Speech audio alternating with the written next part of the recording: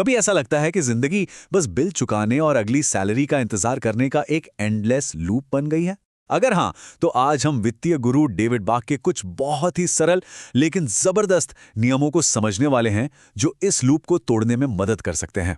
चलिए शुरू करते हैं। जरा इस नंबर पर गौर कीजिए, 10 में से 7। इसका मतलब है कि हमारे आसपास के 10 लोगों में से 7 लोग अपनी अगली तनख्वाह पे ही पूरी तरह से निर्भर हैं। देखिए, ये सिर्फ एक आंकड़ा नहीं है, ये एक सच्चाई है जो दिखाती है कि हम में से कितने लोग आर्थिक रूप से एक बहुत ही नाजुक स्थिति में हैं। हम एक ऐसी ऑटोमेटिक इकोनॉमी में रहते हैं जहां सब कुछ हमारे पैसे को अपने आप लेने के लिए बना है। नेटफ्लिक्स के सब्सक्रिप्शन से लेकर अमेज़न पर 1 क्लिक शॉपिंग तक।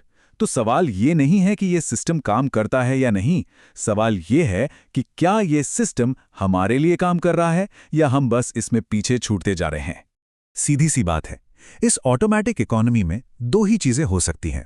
या तो हमारी एक योजना है जो हमारे लिए अपने आप पैसा बना रही है, या फिर हम किसी और की योजना का हिस्सा हैं जो हमसे अपने आप पैसा ले रही है।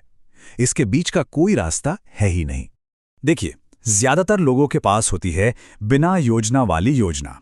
मतलब पैसा अकाउंट में आता है और फिर बिल, ईएमआई और दूसरे खर्चों में ऐसे गायब हो जाता है कि पता ही नहीं चलता। महीने के अंत में हाथ में कुछ नहीं बचता। आज हम इसी डिफ़ॉल्ट सेटिंग को बदलने के तरीकों पर बात करने वाले हैं। तो चलिए आते हैं पहले और सबसे जरूरी नियम पर। ये वो नींव है जिस पर दौलत बनाने की पूरी इमारत खड़ी होती है। और नियम है पे योरसेल्फ फर्स्ट, यानी सबसे पहले खुद को भुगतान करें। डेविड बाक का ये एक मंत्र सब कुछ बदल सकता है। ये ठीक वैसा ही है जैसे प्लेन में कहते हैं ना कि इमरजेंसी में पहले अपना ऑक्सीजन मास्क लगाओ, फिर दूसरों की मदद करो। बिल चुकाने या कोई और खर्चा करने से पहले हमें अपने भविष्य के लिए पैसा अलग रखना है। अच्छा, तो आय का 1 घंटा प्रतिदिन, इसका असल में मतलब क्या है? अगर इसका हिसाब लगाएं तो ये हमारी कुल कमाई का लगभग 12 से 14% बनता है। अब हो सकता है कि ये सुनने में बहुत ज्यादा लगे, लेकिन इसका एक स्मार्ट तरीका है। 401 जैसी योजनाओं में ये पैसा हमारे बैंक अकाउंट में आने से पहले ही कट जाता है। इसका मतलब है कि टैक्स भी कम सैलरी पे लगता है, जिससे हमारी टेक होम सैलरी पर असर बहुत कम महसूस होता है। और पता है क्या, ये तरीका सच में काम करता है। ये कोई सपना नहीं है। फिडेलिटी का डेटा दिखाता है कि 5.5 लाख से ज्यादा आम लोग सिर्फ लगातार अपनी कमाई का 14% बचाकर करोड़पति बने हैं। ये बिल्कुल हासिल किया जा सकने वाला लक्ष्य है। अगर 14% का लक्ष्य अभी एक पहाड़ जैसा लग रहा है, तो भी घबराने की कोई बात नहीं है। बस 1% से शुरू करें, सिर्फ 1%, और फिर हर महीने इसे थोड़ा थोड़ा बढ़ाते जाएं। ये छोटी छोटी आदतें ही बड़ा फर्क लाती हैं। तो पहला नियम था कि क्या करना है। अब सवाल आता है कैसे करना है। और यहीं पर आता है हमारा दूसरा नियम। ये वो सिस्टम है जो सबसे पहले खुद को भुगतान करे को हकीकत में बदलता है। सिस्टम बहुत ही आसान है। हमें अपने पैसे को ऑटोमेटिकली 3 अलग अलग बर्तनों में डालना है। एक, भविष्य के लिए रिटायरमेंट अकाउंट जिसे छूना नहीं है।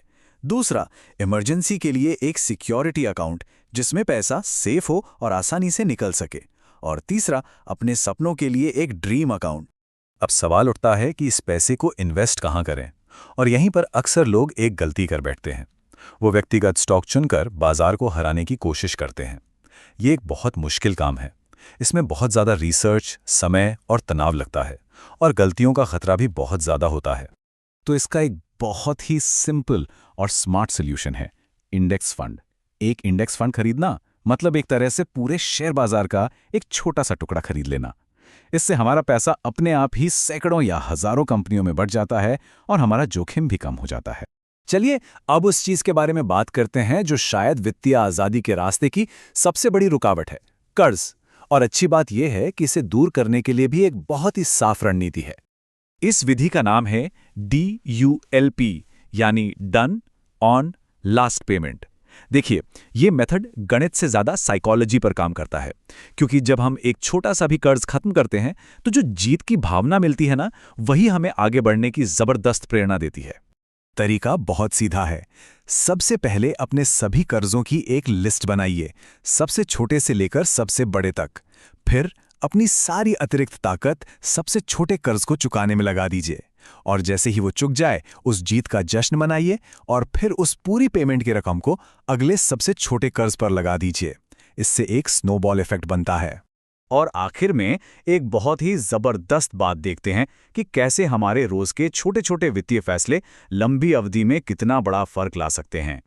जरा इस नंबर को देखिए, $27.40। ये एक छोटी सी रकम लग रही है ना? ये क्या हो सकता है? यह हो सकती है वो सुबह की कॉफी, दोपहर का बाहर से मंगाया गया खाना, या वो सब्सक्रिप्शन जिनके बारे में हम भूल भी चुके हैं। अकेले में ये छोटे लगते हैं, लेकिन साथ मिलकर ये हमारे भविष्य की कीमत बन सकते हैं। अगर सिर्फ इसी रकम को 40 साल तक इन्वेस्ट किया जाए तो बताइए कितना बन सकता है? $4 मिलियन से भी ज्यादा। ये बात बहुत गहरी है। मतलब इकोनॉमी में क्या हो रहा है, दुनिया में क्या चल रहा है, वो सब उन्हें करने दो वाली बातें हैं। जो चीज़ सच में हमारे नियंत्रण में है वो है मुझे करने दो वाले फैसले। तो अब सवाल ये है कि वो पहला मुझे करने दो वाला फैसला क्या होगा? क्या ये अपनी बचत को सिर्फ 1% से बढ़ाना है, या अपने सारे कर्जों की लिस्ट बनाकर अपनी DULP योजना शुरू करना है? वो पहला छोटा कदम क्या होगा जिसे आज ही लिया जा सकता है?